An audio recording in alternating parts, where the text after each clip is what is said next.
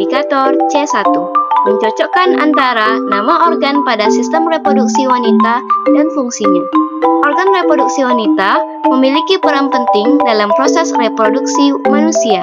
Organ-organ ini bekerja sama untuk menghasilkan sel telur, tempat terjadinya pembuahan, serta perkembangan janin. Pasangan yang tepat antara nama organ pada sistem reproduksi wanita beserta fungsinya adalah A. Uterus tempat fertilisasi, B. Oviduk tempat pematangan ovum, C. Ovarium tempat pembentukan zigot, dan D. Infundibulum bagian yang menangkap ovum. Jawaban yang tepat adalah D. Infundibulum bagian yang menangkap ovum. Mengapa demikian? Uterus merupakan bagian organ reproduksi wanita yang berperan sebagai tempat pertumbuhan dan perkembangan embrio. Oviduk merupakan bagian yang berperan sebagai tempat fertilisasi sehingga terbentuknya zigot. Ovarium merupakan tempat pembentukan dan pematangan ovum. Dan infundibulum merupakan bagian menangkap ovum matang yang dilepaskan oleh ovarium. Soal nomor 2. Dengan indikator C2, memahami gambar yang diberikan dan mengidentifikasi bagian-bagian yang ditunjukkan oleh huruf X dan Y.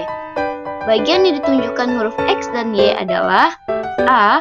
Ovarium dan uterus, B. Infundibulum dan uterus, C. Ovarium dan tuba fallopi, dan D. Infundibulum dan tuba fallopi.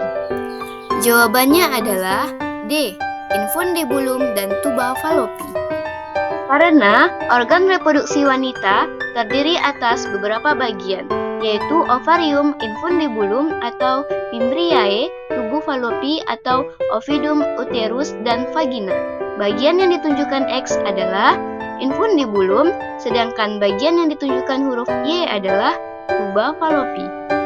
Soal nomor 3 dengan indikator C1. Mengingat jenis perkembangbiakan tumbuhan yang memungkinkan pewarisan sifat hanya dari satu induk. Reproduksi yang memungkinkan tumbuhan mewarisi semua karakteristik atau sifat hanya dari satu induk adalah perkembangbiakan secara apa? A. Alami, B. Seksual, C. Generatif, dan D. Vegetatif.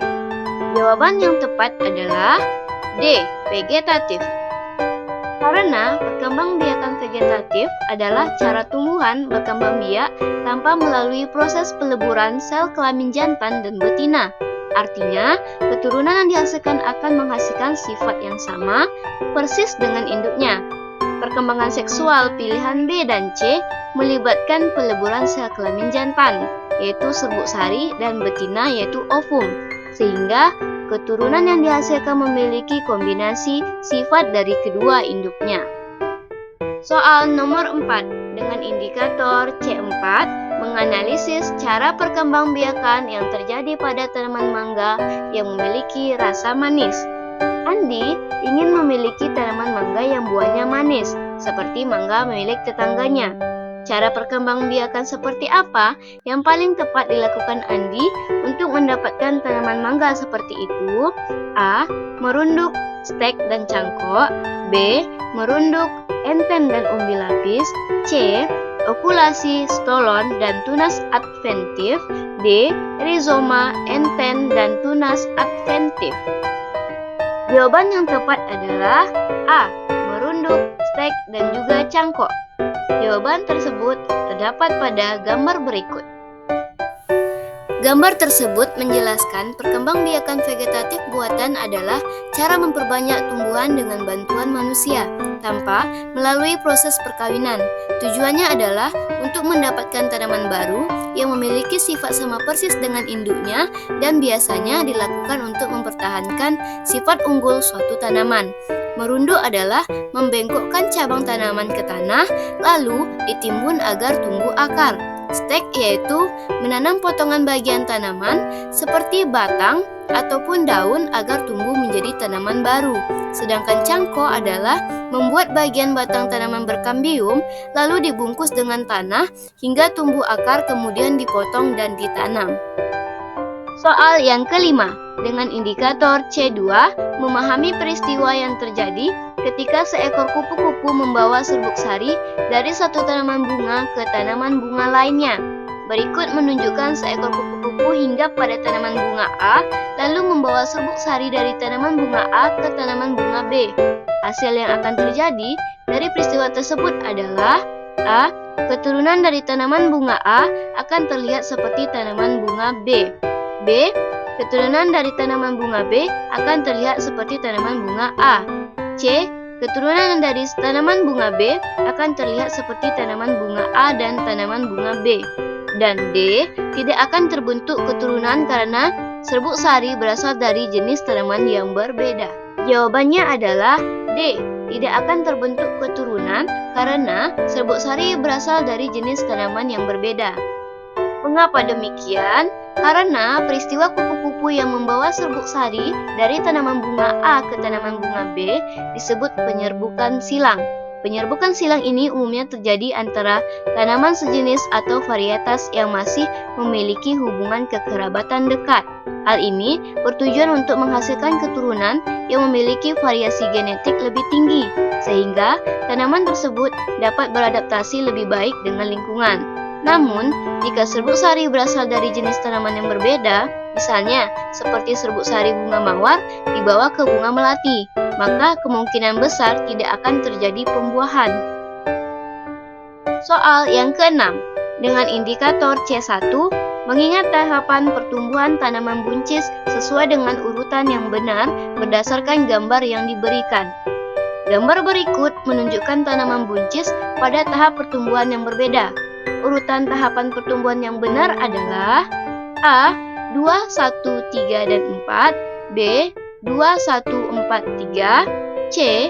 3, 2, 1, 4, dan D. 4, 2, 3, 1. Jawaban yang tepat adalah B.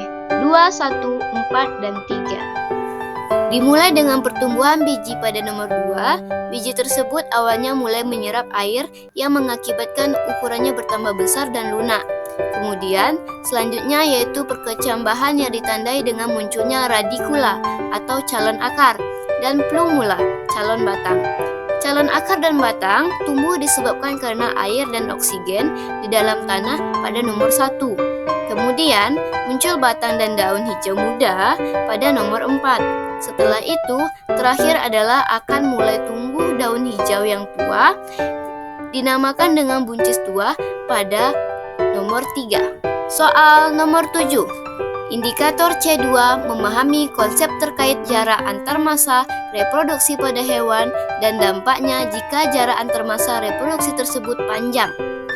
Suatu hewan tentu saja akan mengalami jarak antar massa reproduksi yang disebabkan oleh musim atau perubahan iklim. Apabila suatu hewan memiliki jarak antar massa reproduksi yang panjang akan mengalami A. Ledakan populasi, B. Kelestariannya terjaga, C. Mengalami kelangkaan, dan D. Terbentuknya spesies baru. Jawaban yang tepat adalah C. Mengalami kelangkaan. Karena jarak antar massa reproduksi yang panjang dapat mengakibatkan kemampuan reproduksi semakin rendah. Apabila hewan memiliki kemampuan reproduksi yang rendah akan menurunkan jumlah populasi hewan tersebut. Jika hal tersebut dibiarkan terlalu lama, akan mengakibatkan terjadinya kepunahan. Soal nomor 8 dengan indikator C1. Mengingat informasi mengenai simbol genetik dan kemudian mengidentifikasi genotip bunga berdasarkan simbol yang diberikan. Sebuah bunga diketahui M besar, M kecil. M besar melambangkan warna merah dan M kecil melambangkan warna putih. Pernyataan yang tepat mengenai genotip bunga tersebut adalah A. Merah bersifat resesif, B. Warna bunganya adalah merah putih, C. Warna bunga tersebut yaitu putih, dan D. Warna bunga tersebut adalah merah. Jawaban yang benar adalah D. Warna bunga tersebut adalah merah. Karena bunga tersebut memiliki genotip M besar M kecil yang artinya bunga tersebut memiliki satu alel dominan M besar dan satu alel resesif M kecil. Alel dominan M besar mengendalikan warna merah. Alel resesif M kecil hanya akan mengekspresikan warna putih jika kedua alel pada gen tersebut adalah M kecil atau homozigot resesif. Karena M besar adalah alel dominan, hanya dengan satu alel M besar saja, baik MM besar atau M besar M kecil, bunga tersebut akan berwarna merah. Sifat dominan akan menutupi efek dari alel resesif M kecil. Oleh karena itu, bunga dengan genotip M besar M kecil akan berwarna merah, meskipun ada alel M kecil di dalam genotipnya. Soal nomor 9. Dengan indikator C2, menjelaskan proses terjadinya menstruasi serta peran hormon-hormon yang terlibat dalam proses tersebut. Menstruasi adalah proses alami yang dialami oleh sebagian besar wanita setiap bulan. Ini merupakan bagian dari siklus menstruasi, sebuah proses biologis kompleks yang mempersiapkan tubuh wanita untuk kemungkinan kehamilan. Jelaskan proses terjadinya menstruasi dan hormon yang berperan. Jawabannya adalah proses terjadinya menstruasi yaitu sebagai berikut. Yang pertama, hormon FSH dihasilkan oleh pituitari. FSH berperan dalam perkembangan folikel. Yang kedua, folikel yang telah matang menghasilkan estrogen. Hormon ini berperan untuk memicu penebalan dinding rahim. Yang ketiga, peningkatan estrogen akan menekan FSH. Estrogen memicu kelenjar pituitari mengekskresikan hormon LH dan FSH. Yang keempat, peningkatan hormon LH akan memicu pengeluaran sel telur dan folikel yang matang atau ovulasi. Soal nomor 10. Dengan indikator C2, memahami fungsi akrosom pada kepala sperma dalam proses reproduksi. Sperma atau spermatozoa adalah sel kelamin jantan yang memiliki peran penting dalam proses reproduksi. Apa fungsi akrosom pada kepala sperma? Jawabannya adalah akrosom dapat membantu spermatozoa menembus sel telur. Bagian anterior akhir dari inti spermatozoa dibungkus oleh akrosom tipis, terbentuk pada saat proses perbentukan spermatozoa. Pada akrosom berisi beberapa enzim hidrolitik, antara lain proakrosin, hyaluronidase, esterase, dan asam hidrolase yang dibutuhkan pada proses fertilisasi. Akrosom terdiri dari apikal atau apical ring G, prinsipal, dan bagian ekuatorial. Membran bagian luar pada bagian apikal dan prinsipal segmen disebut dengan akrosom luar.